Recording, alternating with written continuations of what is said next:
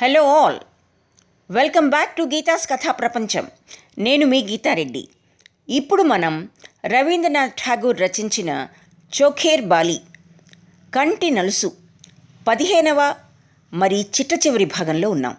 ముందుగా 14వ భాగంలో జరిగిన కథను క్లుప్తంగా తెలుసుకుని చిట్ట చివరి భాగంలోకి ప్రవేశిద్దాం.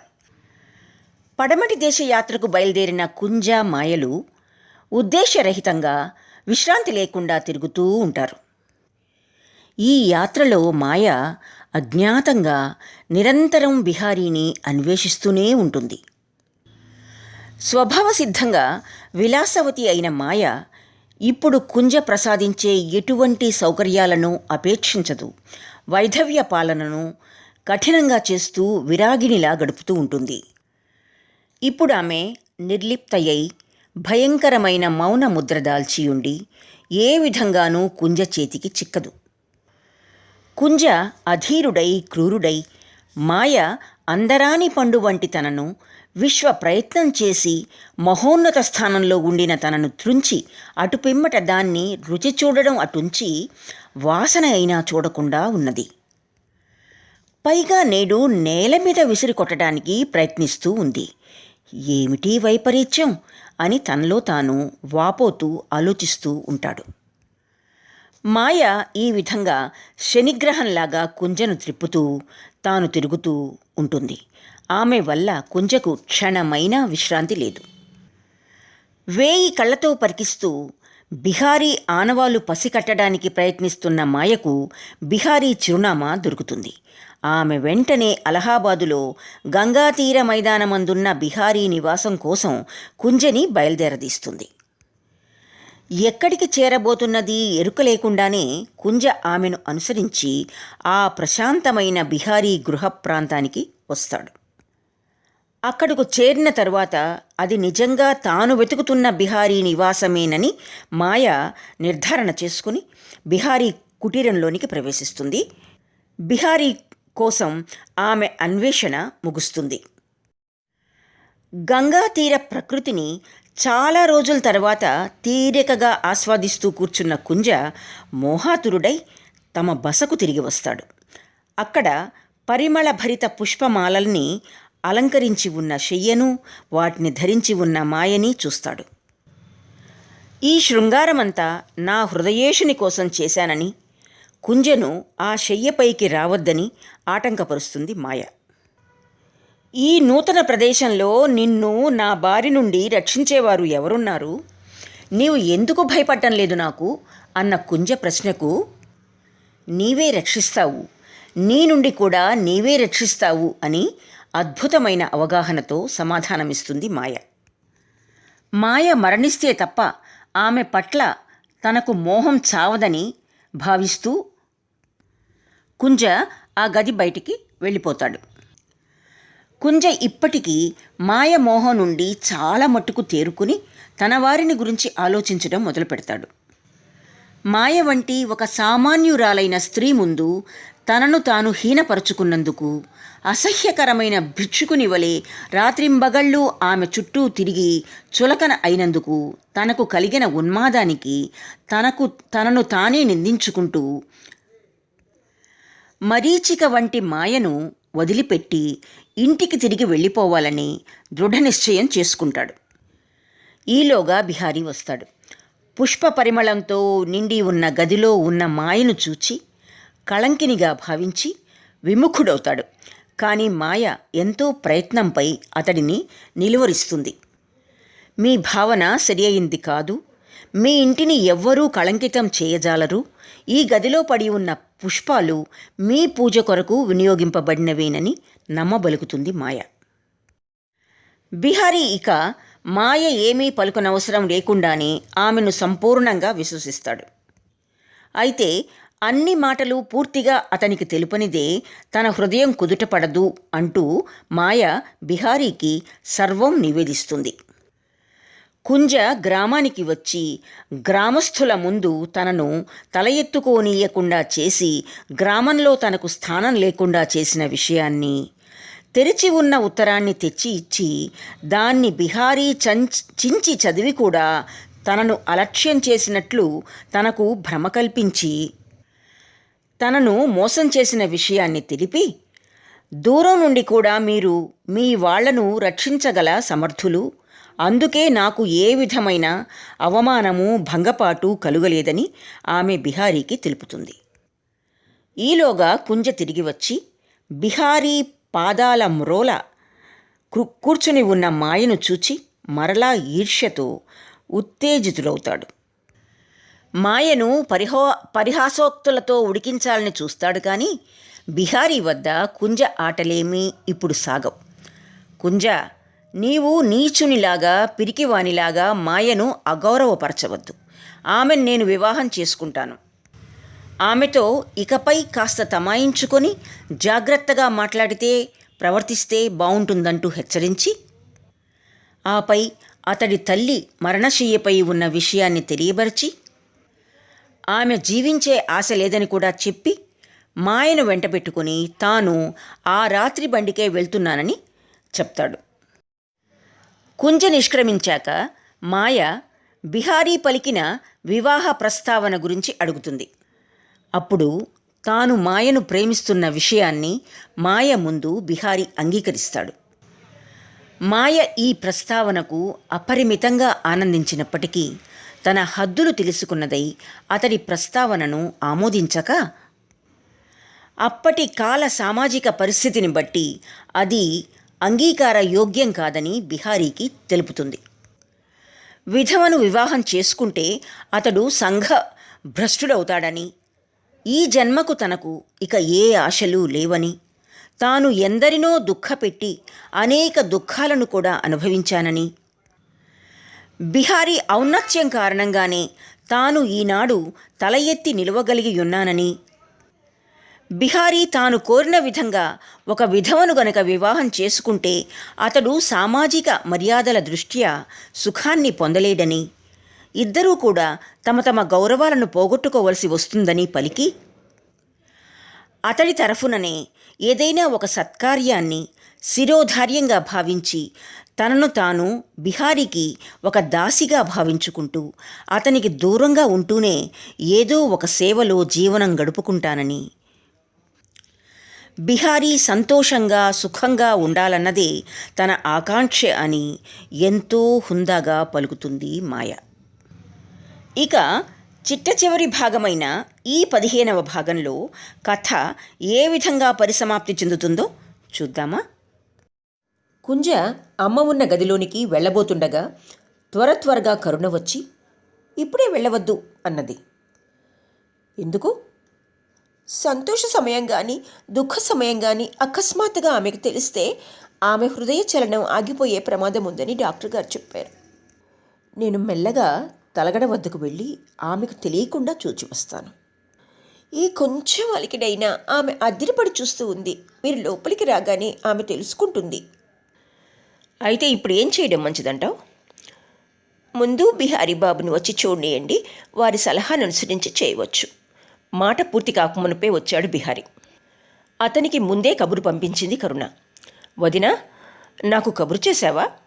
అమ్మ కులాసాగా ఉందా అని అడిగాడు బిహారీ వస్తూనే. బిహారీని చూడగానే కరుణకు ఒక ఆధారం దొరికినట్లయింది. మీరు వెళ్ళినప్పటి నుండి అమ్మ మరీ వ్యాకులంగా ఉంది. మొదటి రోజు మీరు కనిపించినందువల్ల బిహారీ ఎక్కడికి వెళ్ళాడు అని అడిగింది. వారు అవసరమైన పని మీద వెళ్ళారు, బుధవారంలోగా వస్తారు అని చెప్పాను. అప్పటి నుంచి ఆమె ఉండి అదిరిపడుతూ ఉంది. నిన్న మీ తంతి చేరగానే ఈరోజు మీరు వస్తారని చెప్పాను. అది విని ఈవేళ మీ భోజనానికి కావలసిన ఏర్పాట్లను గురించి ఎన్నో చెప్పింది. మీకు ఇష్టమైన పదార్థాలన్నీ తెప్పించింది. తన గదికి ఎదురుగా ఉన్న పంచలో వంట ఏర్పాట్లు చేయించింది. ఆమె సలహాలు ఇస్తూ స్వయంగా వంట చేయించగోరుతూ ఉంది.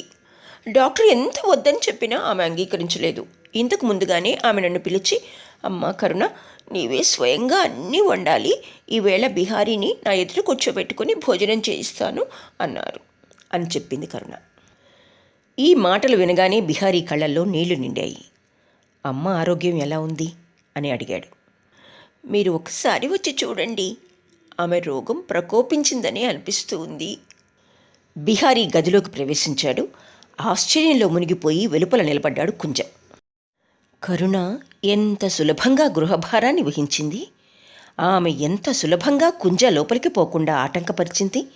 అభిమానపడలేదు, సంకోచించనూ లేదు. కుంజ ఇప్పుడెంత హీనస్థితికి దిగజారాడు. అతడు అపరాధి. వెలుపల మౌనంగా నిలబడ్డాడు. అమ్మ గదిలోకి కూడా వెళ్ళలేకపోయాడు. ఇంతేకాదు, ఇంకా ఆశ్చర్యకరమైన సంగతి ఏమిటంటే బిహారీతో కరుణ ఎంత నిస్సంకోచంగా మాట్లాడుతోంది. అన్ని సలహాలు బిహారీ వద్దనే పొందింది. అతడే తమ సంసారానికి ఏకైక రక్షకుడు, అందరికీ హితకారి అయిన మిత్రుడు. అతడు ఆ ఇంట్లో ఎక్కడికి వెళ్ళదలుచుకుంటే అక్కడికి వెళ్ళవచ్చు. ఏ ఆటంకమూ లేదు. అతని సలహాల ప్రకారమే అందరూ నడుచుకుంటారు. కుంజ కొద్ది రోజుల పాటు విడిగా పెట్టిన స్థలాన్ని తిరిగి వచ్చి చూసుకునేసరికి అది వెనుకట్లాగా లేదు. బిహారీ లోపలికి అడుగుపెట్టగానే అతని వైపు కరుణాపూర్ణమైన దృష్టితో చూచి, బిహారీ, వచ్చావా నాయనా అన్నది లక్ష్మి. అవునమ్మా, వచ్చాను. నీ పని సఫలమైందా అని ఉత్సాహంతో చూచింది. ఒకసారి వెలుపలికి చూచాడు బిహారీ. ఈవేళ కోడలు స్వయంగా వంట చేస్తోంది. నేను ఇక్కడ ఉండి సలహాలు ఇస్తుంటాను. డాక్టర్ వద్దంటున్నాడు. ఇంకా ఎందుకు నన్ను ఆటంకపరచడం? నేను చావటానికి ముందు ఒక్కసారి నా చేతులతో మీకు భోజనం కూడా పెట్టకూడదు? డాక్టర్ వద్దనటంలో అర్థమే లేదు. నీవు ఎదుట ఉండి వంట తయారు చేయించకపోతే ఎలా జరుగుతుందమ్మా? నీవు వండిన పదార్థాలే మాకు చిన్నప్పటి నుంచి ఎంతో బాగుంటాయి. కుంజకు బజారు పూరీలు తిని తిని నాలుక పాడైపోయింది. ఈవేళ నువ్వు చేయించిన వంటకాలు తిని అతగాడు కూడా చాలా సంతోషిస్తాడు. ఈవేళ అన్నదమ్ములం ఇద్దరం కలిసి వెనుకట్లాగా సంతోషంగా పందాలు వేసుకుని భోజనాలు చేస్తాం. నీ కోడలు వడ్డించగలదో లేదో చూడాలి. బిహారీ కుంజను తన వెంట తీసుకొని వచ్చి ఉంటాడని లక్ష్మి ఇంతకు ముందే గ్రహించిన కుంజ పేరు వినగానే ఆమె శ్వాస ఉన్నదున్నట్లే ఆగిపోయినట్లయింది. ఒక్క క్షణం ఆమె హృదయ చలనం ఆగిపోయింది. శ్వాస తీసుకోవటం కష్టమైపోయింది. ఆమె స్థితిని గమనించి, పశ్చిమ దేశ యాత్ర చేయటం చేత కుంజ ఆరోగ్యం చాలా బాగా ఉందమ్మా. ఇప్పుడు ప్రయాణ బడలిక వల్ల కొంచెం బద్ధకంగా ఉన్నాడంతే. స్నానపానాదులు చేయగానే అతడి పరిస్థితి చక్కబడుతుంది అన్నాడు బిహారీ. ఇప్పటికీ కుంజ పేరు ఎత్తనే లేదు లక్ష్మి. అప్పుడు బిహారీ, అమ్మా, కుంజ బయట నిలబడి ఉన్నాడు. నీవు పిలవందే అతడు లోపలికి రాలేడు అన్నాడు మళ్ళీ. లక్ష్మి ఏమీ మాట్లాడకుండా ద్వారం వైపు చూచింది. ఇంతలో, కుంజ, లోపలికి రా అని పిలిచాడు బిహారీ. పిల్లిలాగా లోపలికి వచ్చాడు కుంజ. హృదయ చలనం అదాటుగా ఆగిపోతుందేమోననే భయంతో తల్లి కొడుకు వైపు వెంటనే నేరుగా చూడలేదు. తన దృష్టిని కొంచెం క్రిందికి మళ్లించింది. తన దృష్టి లక్ష్మి మంచం మీద పడగానే ఉలిక్కి పడ్డాడు కుంజ. తనను ఎవరో చెల్లుమని చరచినట్లయింది.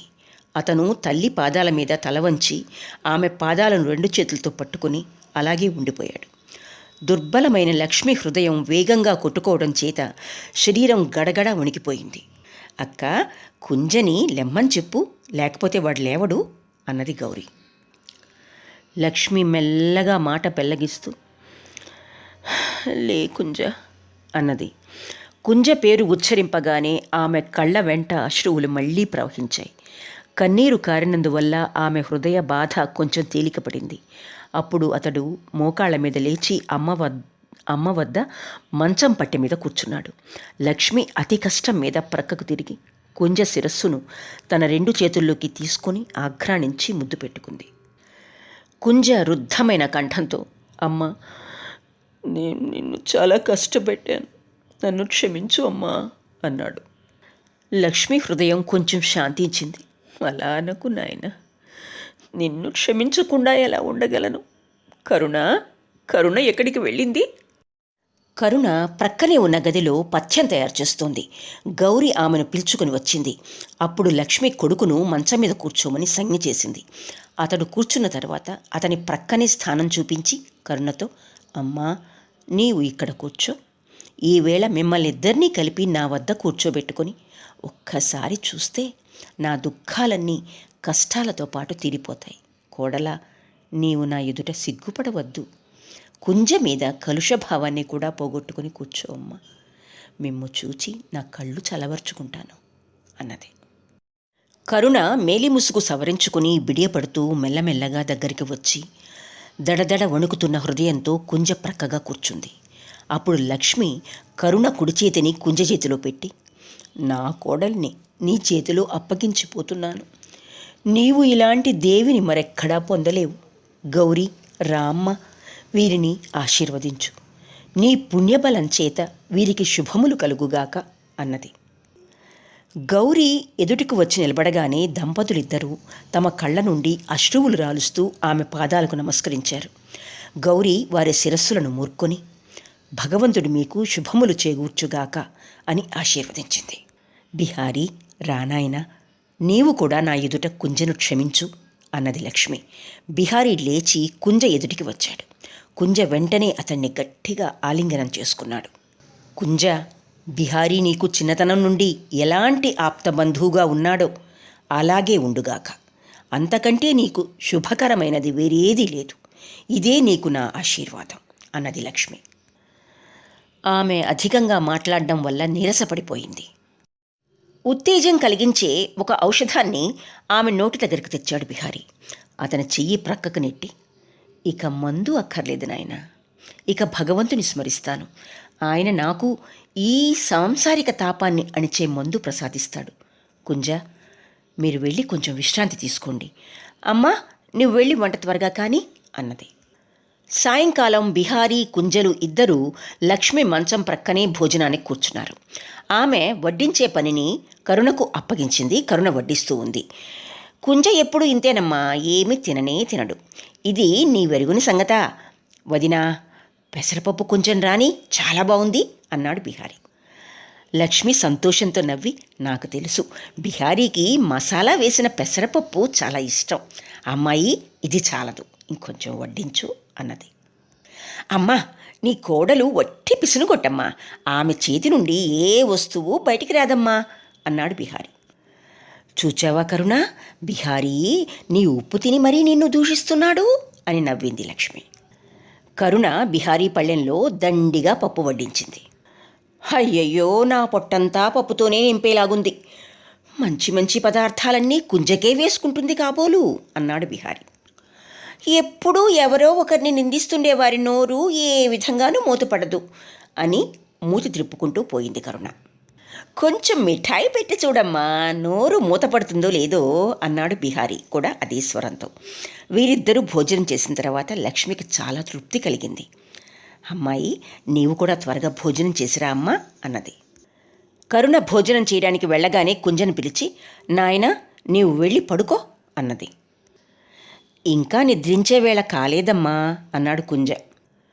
రాత్రికి తల్లికి సేవ చేయాలని నిశ్చయించుకున్నాడు కుంజ. కానీ ఆమె సుతరాము అంగీకరించలేదు. అలసి ఉన్నావు, వెళ్ళి పండుకో అంది. కరుణ భోజనం చేసి విసనకర్ర చేతిలోకి తీసుకుని లక్ష్మి తలవైపుకు వచ్చి కూర్చుంది. అమ్మా, కుంజ పక్క సరిగ్గా ఉందో లేదో వెళ్ళి చూడు, వాడు ఒంటరిగా ఉన్నాడు అని కరుణతో అన్నది లక్ష్మి. కరుణ సిగ్గుతో చచ్చిపోయింది. ఎలాగో మెల్లగా అక్కడి నుంచి వెళ్ళిపోయింది. లక్ష్మి వద్ద గౌరీ, బిహారీ మాత్రమే ఉండిపోయారు. బిహారీ, నిన్ను ఒక మాట అడుగుతాను, మాయ ఏమైందో, ఇప్పుడు ఎక్కడ ఉందో చెప్పగలవా నాయన అని అడిగింది లక్ష్మి. కలకత్తాలోనే ఉంది. లక్ష్మి మౌనంగా బిహారీ వైపు ప్రశ్నార్థకంగా చూచింది. బిహారీ అది గమనించి, మాయ విషయంలో నువ్వు ఎంతమాత్రం భయపడనక్కర్లేదమ్మా అన్నాడు. అది నన్ను చాలా కష్టపెట్టింది బిహారీ. అయినప్పటికీ నేను ఆమెను లోలోన ప్రేమిస్తూనే ఉన్నాను. ఆమె కూడా నిన్ను ప్రేమిస్తూనే ఉందమ్మా. నాకు అలాగే అనిపిస్తుంది బిహారీ. గుణదోషాలు అందరిలోనూ ఉంటాయి, కానీ అది నన్ను ప్రేమిస్తూనే ఉంది. ఆమె నాకెంతో సేవ చేసేది. మనసులో కపటం ఉన్నవాళ్ళు ఆ మాదిరిగా సేవ చేయలేరు. నీకు సేవ చేయాలని ఆమె ఇప్పటికీ తహతహలాడుతూనే ఉందమ్మా. లక్ష్మి ఒక పెద్ద నిట్టూర్పు విడిచి, కుంజవాళ్ళు అంతా నిద్రించ వెళ్ళారు కదా నాయన, ఆమెను ఒక్కసారి ఇక్కడికి తీసుకువస్తే నష్టమే ఉంది అన్నది. ఆమె ఈ ఇంటిలోనే వెలుపల దాగి ఉన్నదమ్మా. నేను ఎంతగానో చెప్పాను. రాత్రి ఇంత ప్రొద్దుపోయినప్పటికీ ఆమె ఈవేళ ఇంతవరకు ఒక్క చుక్క నీరు కూడా త్రాగలేదమ్మా. నువ్వు స్వయంగా ఆమెను పిలిచి క్షమించే వరకు మంచి నీరు కూడా పుచ్చుకోనని ప్రతిజ్ఞ చేసింది. పగలంతా కటిక ఉపవాసంతో కూర్చున్నదా? అయ్యయ్యో, పిలువు నాయన, ఆమెను పిలువు అని నొచ్చుకున్నది లక్ష్మి. మాయ మెల్లిగా పిల్లిలాగా గదిలోకి వచ్చింది. ఆమెను చూస్తూనే, అయ్యయ్యో, అలా గట్టిగా ఉపవాసమేమిటే, వెళ్ళు వెళ్ళు, ముందు భోజనం చెయ్యి, తర్వాత మాట్లాడుకుందాం అన్నది లక్ష్మి. మాయ లక్ష్మి చరణ ధూళిని శిరస్సున ధరించి నమస్కరించింది. ముందు ఈ పాపిని క్షమించండి అత్తయ్య, తర్వాత భోజనం చేస్తాను అన్నది. క్షమించానమ్మా, క్షమించాను, ఇప్పుడు నాకెవ్వరి మీద కోపం లేదు అని మళ్ళీ మాయని చేయి పట్టుకొని, అమ్మా, నీ వల్ల ఎవ్వరికీ కీడు కలగకుండుగాక, నీవు కూడా సత్ప్రవర్తన కలిగి ఉందువుగాక. మీ ఆశీర్వాదం వృధా కాదు అత్త, తమ పాదాల సాక్షిగా చెబుతున్నాను, నా వల్ల ఈ ఇంటికి చెడుగేదీ జరగదు. మాయ గౌరికి కూడా సాష్టాంగ దండ ప్రణామం చేసి భోజనం చేయడానికి వెళ్ళింది. ఆమె భోజనం చేసి వచ్చిన తర్వాత లక్ష్మి ఆమె వైపు చూచి, అమ్మా, ఇక వెళ్తావా అన్నది. అత్తయ్య, నేను తమకు సేవ చేస్తాను, దైవ సాక్షిగా చెప్తున్నాను, నా వల్ల ఏ అనిష్టాన్ని శంకించకండి అన్నది మాయ.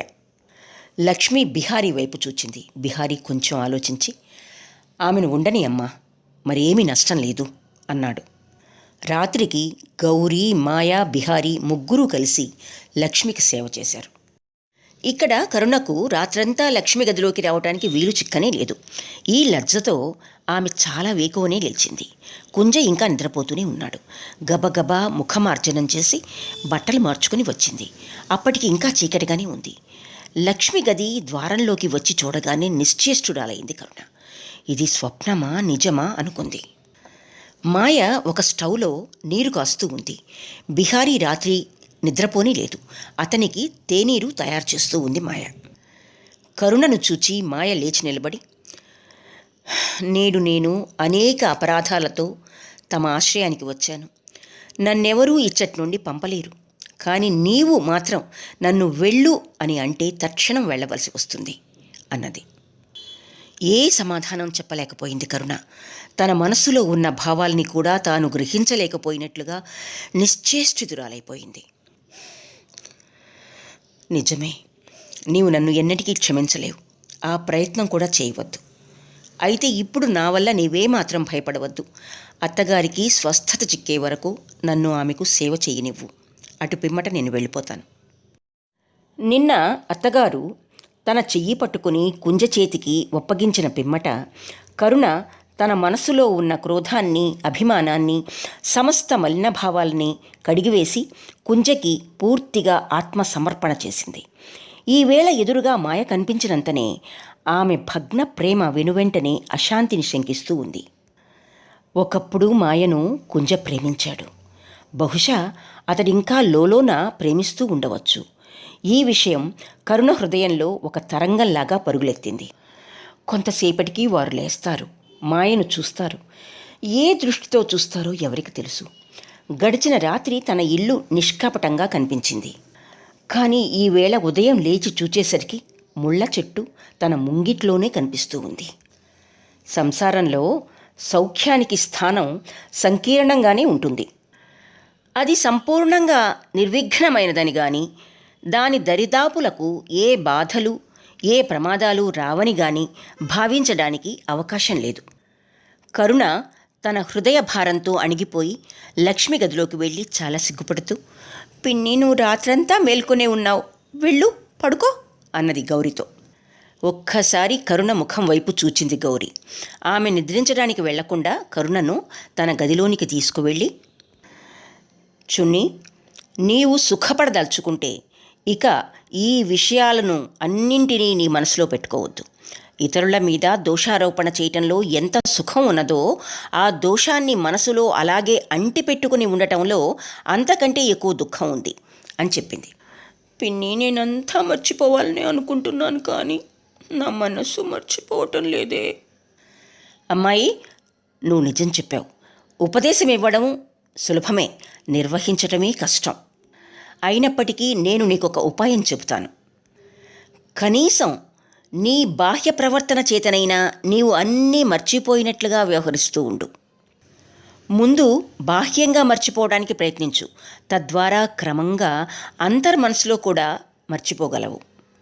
నీవు మర్చిపోకపోతే ఎదుట వారిని కూడా మర్చిపోకుండా చేస్తావు. ఇది బాగా జ్ఞాపకం ఉంచుకో.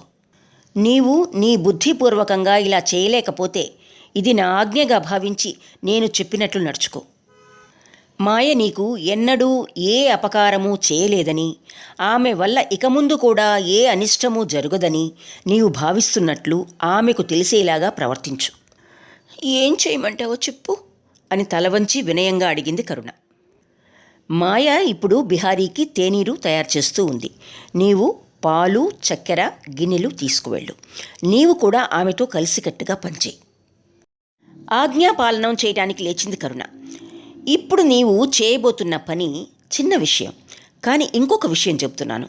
అది ఇంకా కఠినమైనది, కానీ అది నీవు తప్పక చేయవలసి ఉంటుంది. మధ్య మధ్య మాయ కుంజ కంటబడడం తథ్యం.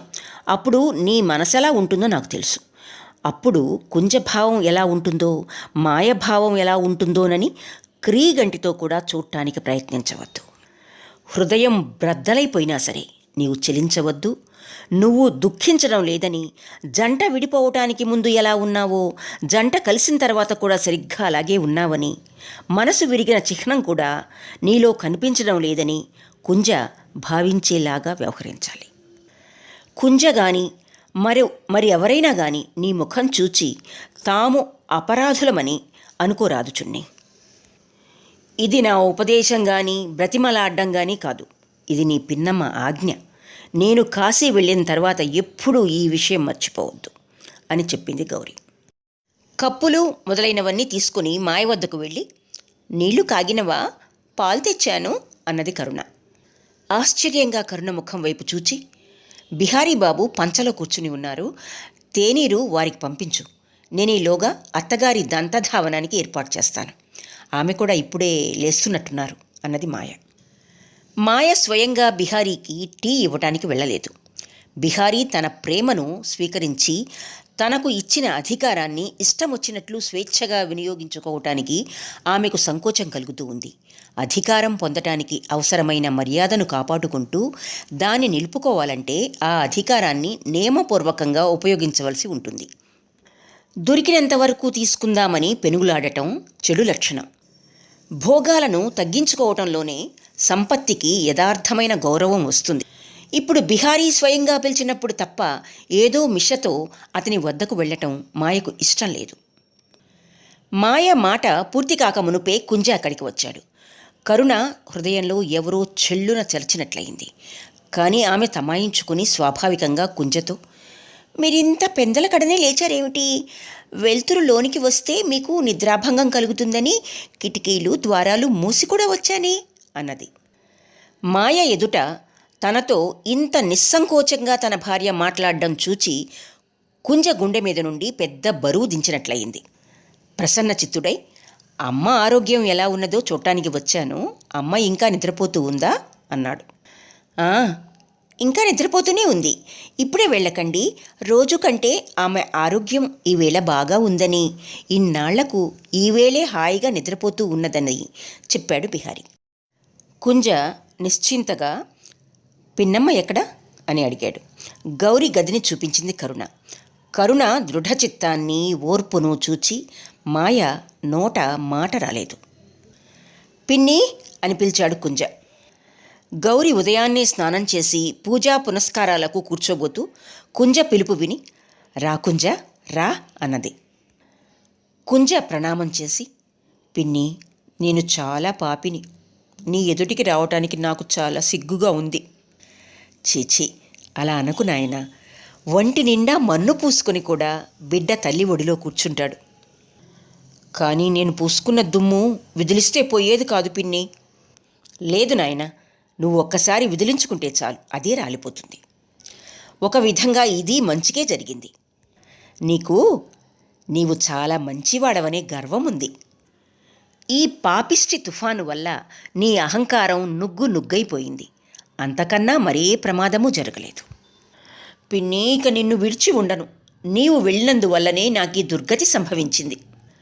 నేను ఇక్కడ ఉండటం వల్ల నీకు కలగకుండా ఆగిపోయే దుర్గతి ఒక్కసారి జరిగిపోవటం మంచిదే అయింది. ఇక నేను ఇక్కడ ఉండవలసిన అవసరమే ఉండదు. పిన్ని, పూజలో కూర్చున్నావా అని మళ్ళీ గుమ్మంలో నుంచి కేక వినిపించింది. లేదు నాయనా, రా అన్నది గౌరీ. బిహారీ లోపలికి వచ్చాడు. ఇంత పెందలకడనే కుంజ నిద్రలేచి ఉండడం చూచి, కుంజ, బహుశా నీ జీవితంలో మొట్టమొదటి సూర్యోదయాన్ని ఈరోజే చూచావనుకుంటాను అన్నాడు. అవును బిహారీ, నా జీవితానికి ఇదే ప్రథమ సూర్యోదయం. నీవు పిన్నమ్మతో ఏదో ఆలోచించడానికి వచ్చావనుకుంటాను. సరే, నేను వెళ్తున్నాను. బిహారీ నవ్వుతూ, నీవు కూడా క్యాబినెట్ మినిస్టర్గా ఎన్నుకోబడ్డావుగా, నీ దగ్గర నేను ఎన్నడూ ఏదీ దాచలేదు. నీకు అభ్యంతరం లేకపోతే ఇప్పుడు దాచనక్కర్లేదు అన్నాడు. నాకు అభ్యంతరమా? అయితే ఇక నీ మీద నాకే కినుక ఉండదు. నీవు నా ముందు ఏదీ దాచకుండా ఉండేలాగుంటే నేను కూడా నా విషయంలో మళ్ళీ శ్రద్ధ వహించగలుగుతాను. ప్రస్తుతం కుంజ ఎదుట నిస్సంకోచంగా మాట్లాడడం కష్టం. బిహారీ నోరు ఎవరో బంధించినట్లు అనిపించింది. అయినప్పటికీ బలవంతంగా నోరు పెగిలించుకుని, నాకు మాయని వివాహమాడవలనని ఒక ఆలోచన కలిగింది. ఈ విషయంలో పిన్నమ్మతో మాట్లాడి నిశ్చయించుకోవాలని వచ్చాను అన్నాడు. కుంజ సిగ్గుతో కుంచుకుపోయాడు. గౌరీ ఆశ్చర్యంగా, ఏమిటి ఆలోచన బిహారీ అన్నది. తన శక్తినంతా ఉపయోగించి తనకు కలిగిన సిగ్గును తొలగించుకొని, బిహారీ, నీవు ఈ పెళ్లి చేసుకోవాల్సిన అవసరం లేదు అన్నాడు కుంజ. ఈ ప్రస్తావనలో మాయహస్తం కూడా ఉందా అని ప్రశ్నించింది గౌరీ. ఎంతమాత్రం లేదు అన్నాడు బిహారీ. ఆమె దీనికి అంగీకరించిందా మళ్ళీ అడిగింది గౌరీ. మాయ ఎందుకు అంగీకరించదు పిన్ని? ఆమె బిహారీ అంటే పంచ ప్రాణాలు వదులుతుంది. అనన్యభావంతో కొలుస్తూ ఉంది. ఇలాంటి ఆశ్రయాన్ని ఆమె బుద్ధిపూర్వకంగా ఎందుకు నిరాకరిస్తుంది? ఈ విషయం నాకు బాగా తెలుసు అని కుంజ అన్నాడు. కుంజ, మాయతో నేను వివాహ ప్రస్తావన చేశాను, కానీ ఆమె సిగ్గుపడుతూ నిరాకరించింది అన్నాడు బిహారీ. ఇది విని కుంజ నిస్తబ్దుడైపోయాడు. మంచి చెడ్డల్ని చూచుకుంటూ 2-3 దినాలు ఎలాగో గడిపింది లక్ష్మి. ఒకరోజు ఉదయం ఆమె ముఖంలో మంచి ప్రసన్నత కనిపించింది. ఆమె బాధలన్నీ క్రమక్రమంగా తగ్గిపోసాగాయి. వెంటనే కుంజను పిలిచి, నాయనా, ఇక నాకెక్కువ అవకాశం లేదు. నేను చాలా సుఖంగా వెళ్ళిపోతున్నాను. నాకు ఏ దుఃఖమూ లేదు. నీవు పసిబిడ్డవై ఉండగా నిన్ను చూచుకొని నేను అనుభవించిన ఆనందాన్ని ఇప్పుడు అనుభవిస్తున్నాను. నీవు నా ఒడిలోని బిడ్డవు, నా హృదయ ధనానివి. నీకు చికాకు కలిగిస్తున్న చీకు చింతల్ని, భ్రమ ప్రమాదాల్ని నాతో తీసుకుని వెళ్ళిపోతున్నా. ఇదే నాకు గొప్ప సుఖం కలిగిస్తూ ఉంది. ఇలా అంటూ కుంజ ముఖం మీద, శరీరం మీద చేతితో గోముగా నిమిరింది. కుంజ దుఃఖం కట్టలు తెంచుకుని పొంగి రాసాగింది. కుంజ, దుఃఖించవద్దు నాయన. లక్ష్మి లాంటి కోడల్ని నీ వద్ద విడిచి వెళ్తున్నాను. నా తాళం చెవులు కోడలికివ్వాలి. ఇంటికి కావలసిన సామగ్రి యావత్తూ నేను సంపాదించాను. ఏ వస్తువుకు నీవు బాధపడిన అవసరం లేదు. మరొక మాట నాయన, ఈ విషయం నేను చావక ముందు ఎవ్వరికీ చెప్పవద్దు. నా పెట్టెలో 2000 రూపాయలున్నాయి. వాటిని మాయకిస్తున్నాను. ఆమె విధవరాలు, ఒంటరిగా ఉంది. ఈ డబ్బుతో ఆమె జీవితం చక్కగా జరుపుకుంటుంది.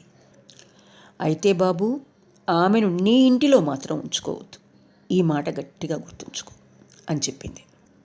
తరువాత లక్ష్మి బిహారీని పిలిపించి ఇలా చెప్పింది. నాయనా బిహారీ, నిరాధారులైన బీదవారికి చికిత్స కొరకు నీవు తోట ఏదో కొన్నామని కుంజ చెప్పాడు. నీవు చిరకాలం జీవించి పేదలకు సేవ చేసేలాగా భగవంతుడు అనుగ్రహించుగాక. నా వివాహ సమయంలో మామగారు ఒక గ్రామం ఇచ్చారు. ఆ గ్రామం నేను నీకిచ్చేస్తున్నాను. దాని మీద ఆదాయం నీ సత్కార్యంలో వినియోగించుకో. అందువల్ల మా మామగారికి పుణ్యము, ఆత్మశాంతి కూడా కలుగుతుంది నాయన. లక్ష్మి మరణించిన తర్వాత ఆమె అంత్యక్రియలు యథావిధిగా జరిపారు. అప్పుడు కుంజ బిహారీని పిలిచి, తమ్ముడు, నాకు డాక్టరీ తెలుసు. నీవు ప్రారంభించిన పనిలోకి నన్ను కూడా తీసుకువెళ్ళు. చున్ని చాలా కుశాగ్రబుద్ధి గల గృహిణి అయింది. ఆమె కూడా నీకు సహాయపడగలదని ఆశిస్తున్నాను. మనమందరం అక్కడే ఉందాం అన్నాడు. కుంజ, బాగా ఆలోచించి మరీ చెప్పు. ఈ పని మీకు ఎల్లకాలమూ ఆనందదాయకమవుతుందా క్షణికమైన వైరాగ్యపు పొంగులో ఒక శాశ్వతమైన భారాన్ని మీ నెత్తిన మోపుకోవద్దు. బిహారీ, నేను నా జీవితాన్ని ఎటువంటి మూసలో పోత పోశానో నీవు కూడా బాగా ఆలోచించి చూడు. దాన్ని నిర్లక్ష్యంగా అనుభవించడానికి వీల్లేదు. పనిపాటల్లో బంధించి దాన్ని ఈడ్చుకొని పోకపోతే చివరికి ఒకప్పుడు అదే నన్ను తన వెంట ఈడ్చుకొని పోయి అనేక ప్రమాదాల్లో ముంచుతుంది. నీవు సత్కార్యాలలో నాకు కూడా స్థానం ఇయ్యక తప్పదు. ఆఖరుకు ఈ విషయం నిర్ణయం అయిపోయింది. గౌరీ, బిహారీ ఇద్దరూ కూర్చుని శాంత విషాదాలతో వెనుకటి విషయాలు మాట్లాడుకుంటున్నారు. వారిద్దరూ ఒకరిని ఒకరు విడిచి వెళ్లే సమయం దగ్గరకు వచ్చింది. ఇంతలో మాయ ద్వారం దగ్గరికి వచ్చి, పిన్ని, నేనక్కడకు వచ్చి కొంచెంసేపు కూర్చోవచ్చునా అన్నది. రామ్మారా, కూర్చో అన్నది గౌరీ. గౌరీ మాయతో 2-3 మాటలు మాట్లాడి తన పరుపు చుట్ట తెచ్చుకునే నెపంతో వరండాలోకి వెళ్ళింది. ఇప్పుడు మీరు నన్ను ఏమి చేయమంటారో చెప్పండి అని బిహారీని అడిగింది మాయ. నీవే చెప్పు, ఏమి చేయదలుచుకున్నావో. మీరు బీదలకు చికిత్సాలయం నెలకొల్పడం కోసం గంగా తీరంలో ఒక తోట తీసుకున్నారు కదా, అక్కడ ఏదో ఒక పని చేస్తాను. ఏది చేతకాకపోతే వంట ఏర్పాట్లైనా చేస్తాను. అప్పుడు బిహారీ, నేను బాగా ఆలోచించాను. అనేక విధాలైన క్లిష్ట సమస్యల వల్ల మన జీవితం అనే వలలో అనేక ముళ్ళు పడ్డాయి.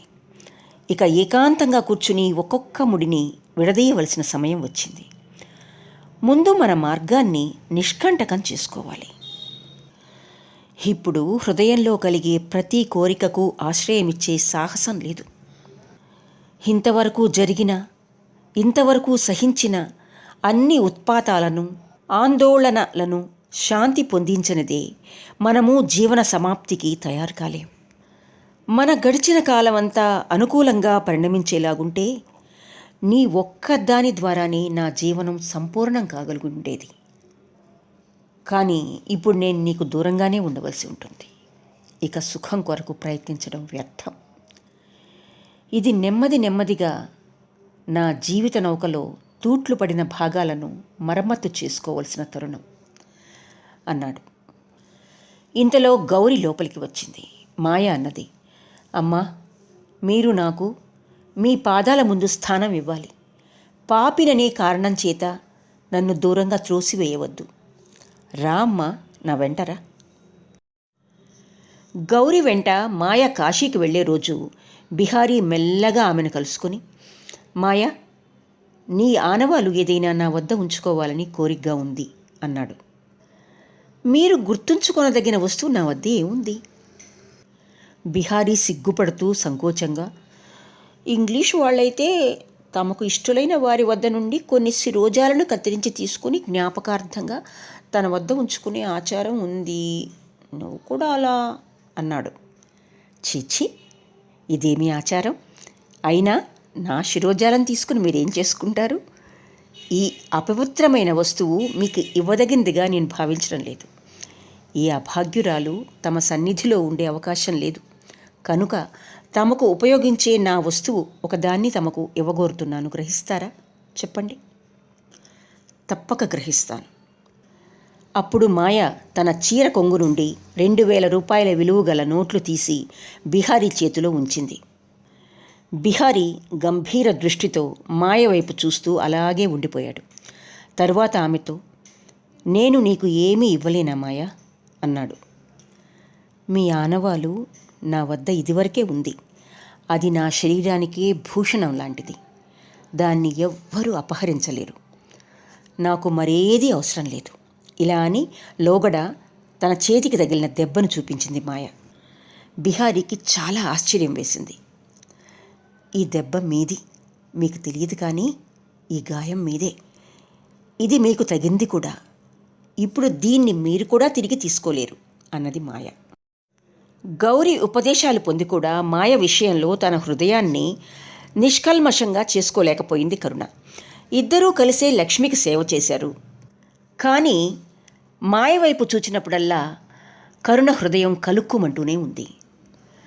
చనువుగా మాట్లాడలేకపోతోంది. నవ్వడానికి ప్రయత్నించడం కూడా బాధాకరంగానే ఉంది. మాయ చిన్న చిన్న పనులు చేయడం కూడా ఆమెకు మనస్కరించడం లేదు. మాయ చుట్టి ఇచ్చిన తమలపాకు చిల్కలు మర్యాదకు తీసుకున్న ముఖం చాటు కాగానే వాటిని విసిరి పారవేసేదే కానీ నోట్లో వేసుకునేది కాదు. అయితే ఈవేళ పరిస్థితి అలా లేదు. మాయ ప్రయాణ సమయం సమీపించింది. తన పినతల్లి మరోసారి ఇల్లు విడిచి కాశీకి వెళ్తూ ఉండడం వల్ల కరుణ హృదయం కన్నీటితో తడిసిపోయింది. అప్పుడు కరుణకు మాయ మీద కూడా కరుణ కలిగింది. ఆమె రోషమంతా కర్పూరంలాగా కరిగిపోయింది. ఒక్కసారిగా ఇల్లు విడిచి వెళ్ళేవారిని కూడా క్షమించలేని పాషాణ హృదయులు అరుదుగా ఉంటారు. మాయ కుంజను ప్రేమిస్తూ ఉందని కరుణకు తెలుసు. కుంజని ఎందుకు ప్రేమించదు? అతన్ని ప్రేమించడం అన్నది ఎంత అనివార్య కార్యమో కరుణకు తన హృదయం చాటుతూనే ఉంది. తాను అనుభవించిన ఆ ప్రేమ వేదనానుభవం వల్ల ఈవేళ కరుణకు మాయ మీద చాలా దయ కలిగింది. ఆమె శాశ్వతంగా కుంజను విడిచి వెళ్ళిపోతూ ఉంది. ఇది సహింపరాని దుఃఖకరమైన విషయం. ఇటువంటి దుఃఖాన్ని ఎంత బలమైన శత్రువులైనా అనుభవించడం కరుణకు సమ్మతం కాదు. ఇలా అనుకోగానే ఆమె నేత్రాలు సలిలపూరితాలయ్యాయి. ఆమె ఒకప్పుడు మాయని ప్రేమ దృష్టితో చూచింది. ఆ ప్రేమే తిరిగి ఆమె హృదయంలో క్రొత్త చిగుళ్ళు తొడిగింది. ఆమె మెల్లమెల్లగా మాయ వద్దకు వెళ్ళి కరుణ ఉట్టిపడేటట్లు, స్నేహ విషాదాలు చిందింపబడేటట్లు కోమల స్వరంతో, "అక్కా, నువ్వు పోతున్నావా?" అని అడిగింది. మాయ కరుణామయి చుబుకం పట్టుకొని, "అవును చెల్లి, నేను వెళ్ళిపోతున్నాను. నీవు నన్ను ఒకప్పుడు ప్రేమించావు. ఇప్పుడు నీ సౌఖ్య దినాలలో ఆ ప్రేమలో ఏ కొంచెమైనా నా మీద ఉంచి గతమంతా మర్చిపోవాలి" అన్నది. కుంజ వచ్చి నమస్కరించి, "వదినా, నన్ను క్షమించవు" అన్నాడు. ఇలా అంటూ ఉండగా కుంజ నయనాల నుండి 2 కన్నీటి బొట్లు జారిపడ్డాయి. "మీరు కూడా నన్ను క్షమించాలి కుంజబాబు. భగవంతుడు మీకెల్లప్పుడూ సమస్త సౌఖ్యములు చేకూర్చుగాక" అని చేయెత్తి ఆశీర్వదించింది మాయ. సమాప్తం. ఇక్కడితో రవీంద్రనాథ్ ఠాగూర్ ప్రసిద్ధ రచన చోఖేర్ బాలి కంటి నలుసు సంపూర్ణమైంది. నేను కథ చెప్పే విధానం మీకు నచ్చితే లైక్ చేయండి, మీ స్నేహితులతో షేర్ చేయండి. మరిన్ని మంచి మంచి కథల కోసం ఈ గీతాస్ కథా ప్రపంచం ఛానల్ని సబ్స్క్రైబ్ చేసుకుని ఈ కథల ప్రపంచాన్ని మరింత విస్తృతపరచటంలో మీ సహకారాన్ని తప్పక అందించండి. ఆలకించినందుకు శ్రోతలందరికీ ధన్యవాదాలు. సెలవు మరి.